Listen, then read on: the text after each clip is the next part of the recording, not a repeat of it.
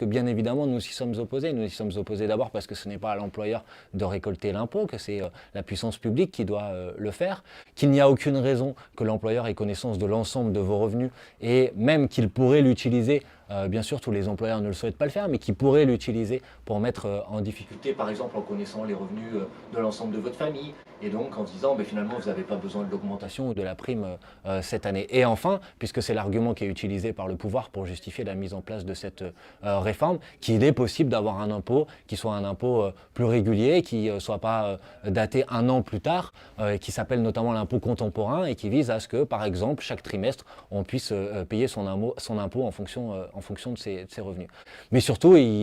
franchement, il y a une dimension assez abjecte d'essayer de faire porter en plus cette responsabilité politique aux fonctionnaires de Bercy qui, eux, ont fait un travail conséquent pour permettre à cette réforme d'exister et de pouvoir être mise en place. Donc il y a une décision